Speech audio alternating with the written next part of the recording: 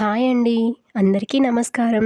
Welcome to our channel. Dasara నవరాత్రులలో 5వ రోజు అమ్మవారు ఏ అలంకారంలో దర్శనమిస్తారు? ఏ నైవేద్యం పెట్టాలి? ఏ మంత్రం జపించాలి? ఇలాంటి విషయాలన్నీ ఈ వీడియోలో పూర్తిగా తెలుసుకుందాం. సెప్టెంబర్ 26 శుక్రవారం రోజు దసరా నవరాత్రులలో 5వ రోజు విజయవాడ క్షేత్రంలో అమ్మవారు మహాలక్ష్మీదేవి అలంకారంలో, శ్రీశైల క్షేత్రంలో స్కందమాత అలంకారంలో భక్తులందరికీ దర్శనం ఇస్తుంది. విజయవాడలో అమ్మవారు మహాలక్ష్మి అవతారంలో మనకు దర్శనం ఇస్తారు.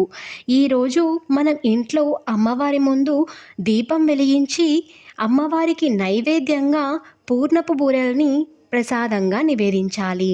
అలానే లలితా సహస్రనామాలు మరియు మణిద్వీప వర్ణన ఎవరైతే సాయంకాలం పారాయణ చేస్తారో వారు కోరుకున్న కోరికలు ఖచ్చితంగా నెరవేరుతాయని చెప్పవచ్చు.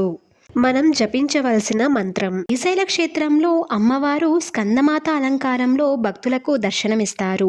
ఈరోజు మనం అమ్మవారికి నైవేద్యంగా పెట్టవలసింది దధ్యోజనం. మనం జపించవలసిన మంత్రం. ఈ వీడియో కనుక మీకు నచ్చినట్లయితే లైక్ చేయండి, షేర్ చేయండి, సబ్స్క్రైబ్ చేసుకోవడం మర్చిపోకండి. Thank you for watching.